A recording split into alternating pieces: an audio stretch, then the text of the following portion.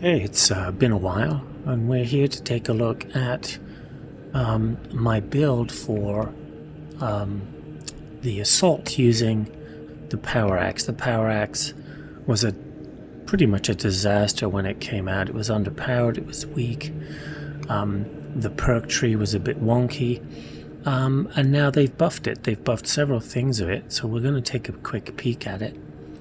I have it up to relic. I do have the skin from Twitch drops that I can use this one here, but I really like the way this one looks. I like this thing here. So you can see I've got all the levels. It's maxed out. And in the perk tree, let's see what we're looking at here. We've gone down the top line. The reason that you would want to go down the bottom line is mostly this one, to get your overhead strike, to get a little more damage there. Power backstep does 25% more damage, but up here the power backstep wave damages more enemies. And I think that you need that with this weapon. I use the fencing weapon because remember what we're doing here is we're playing into this thing's gun strike mechanic, and the fencing allows you to get a perfect parry, which allows you to get a gun strike. I'm still not good enough to use the balanced version where I could do fencing and have cleaving of, I think the cleaving potential is 7 on the balanced version, yeah. So you can't hit nearly as many people. But we've got perpetual speed for 5%, attack speed, and then when in power stance you do not lose control on taking heavy hits and cannot be knocked back. So when you enter that perfect parry power stance, for that moment while you're deciding what to do, you're not going to get knocked, losing control and get knocked back. Then these two perpetual strengths of 5% melee damage, and that's everywhere, not just during these power axe backsteps. And then the patient stance, where you do not lose contested health. Now we're already going to use the perk for slow contested health loss, so we can't lose the contested health there, so that's a benefit. We'll come back to the other one. Then the gun strike does 20% more damage, and that's what we're looking for. We're looking to do massive amounts of gun strike damage. This is going to make the assault more of a duelist than a Minoris clearer, which I think you really are when you're using the hammer. Here we've got the damaging more enemies, so that does allow you to hit more enemies in front of you, which would include Minoris. And then we've got damage against Minoris. So those two there will help mitigate some of the fact that we have no cleaving and we don't have the area effect that the hammer gives us. Finally down here, killing 7 enemies gets an armor segment. You can kill 7 enemies pretty easily because remember you're still going to have the ground pound on 2 packs of Minoris. And then your choice, if you don't take this one, you can take Unending World Slash, and then up to 30% increase in damage on World Slash. Since I don't like to spend a lot of time in the World Slash, I just went for this one, an Unending if I need it. So if we go back and take a look at the perks for the actual assault, we did not take damage from charged melee attacks 25%, although I believe that does increase your ground pound, because we took this one here, non-finisher gun strikes restore armor. So I spend a lot of my time in the fighting style for this, chunking gun strikes or executions off of Minoris to give me armor. And then of course this one, defense mechanism, is just pretty outrageous, 50% slower contested health fading. This one here, equipment charge, don't really need that one. And then this one here, the second, you increase your damage of your pistol, who cares? This is one of the more pointless things in the game. So that might help with gun striking, but not as much as contested health. Then we're going to take melee damage against Majoris or Extremis. Instead of enemies hit by melee take 15 more for 3 seconds, because this again is making you a duelist against the Majoris and the Extremis. We're going to see one of those in a minute. And then all squad members get 30% more gun strike. Now, this one here or this one here are probably better for everybody else, but this is going to be better for us. Remember, we're getting 20% more gun strike from the weapon perk, and then 30% more gun strike from this right here. Then we've got ground pound damage increased by 25%. Remember, ground pound is the one where you zoom up into the air and land.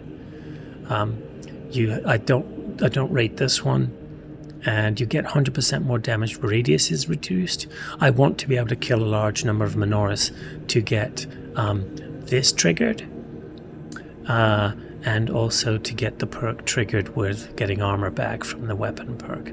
And then we've got this one, ground pound, 20% more damage, but prep time is increased by 25%. Now, one of these, I thought one of these in here is like immunity for 3 seconds. I don't remember which one it is. I don't know. And then, now that they've fixed it, I'm going back to Ascension.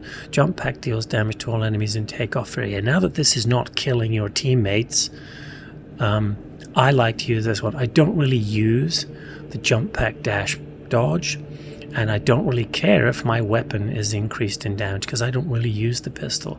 Now, I do use it for gun strike, but I'm not going to be using it here because when I'm using the jump pack, I'm not usually getting into a fight with a Majoris for 10 seconds. But it might be. Maybe it's worth trying out. So I use this one so that if I'm in one of those massive packs during the big waves, the takeoff does damage and then the landing. And then my prestige perks, perfectly timed parry, block, or dodge, no control lost, can't be knocked back. So of course we're getting lots of parries and dodges. And then here, if you're surrounded, less ranged attack. And then here, perfect parry and perfect block windows increase by 25%. So again, that feeds into our perfect parry and our power stance and our gun strikes. And finally, a 15% health increase. Okay, so what we're going to do is we're going to switch over to this. So we are on a decapitation mission. This is on, it's not substantial. Is it lethal, the one above substantial? I can never remember. This is the 4th tier of difficulty. And what's going to happen as we roll it is we're going to head this way and we're going to get the double extremist. We're going to get the double lictor. So there, I blocked him. And then, there we go. There's the power wave and there's the gun strike.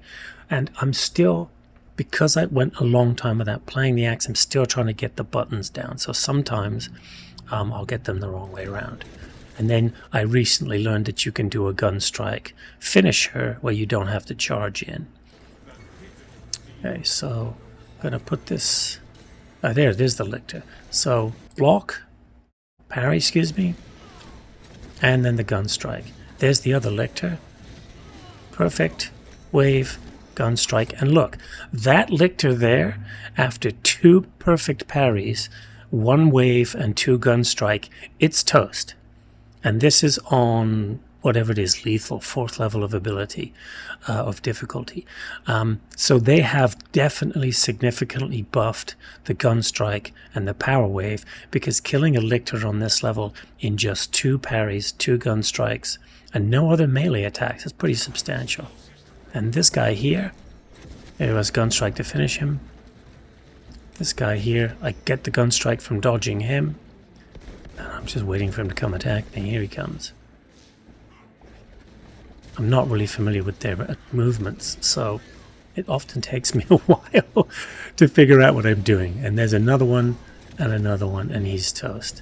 So if I can just learn their moves, it'll be even easier. It's not a lictor, raven, I don't even know what they're called. So I think that this mechanic is the fun it was intended to be. It makes you able to fight these massive single entities. But you do lose a lot of your ability to strike down the Minoris hordes. I think my favorite part about the assault was everybody else could deal with the Majoris. I would literally wipe out and get rid of everybody else. Feed into my my own ability. And from that, I could then join the fight with everybody else. When you don't have a bunch of Minoris firing weapons at you, let's see if I can get a block there. There's a block, and there's the gun strike. You definitely, oh, and he's enraged. Yeah. So, I think it's definitely worth doing. I don't think I prefer it to the blocking with the chainsword. I really enjoy that mechanic, so you can get the adrenaline surge. And it may be the weakest melee weapon in the game, but I love using the Thunder Hammer. I think its finisher moves are still the best. I think the ground slam and the ability to do massive AoE damage and stun damage is just quite spectacular. But I have enjoyed this new power axe, and I think you probably should give it a try. It's very quick and easy to level up, and so you can try the style that best fits you.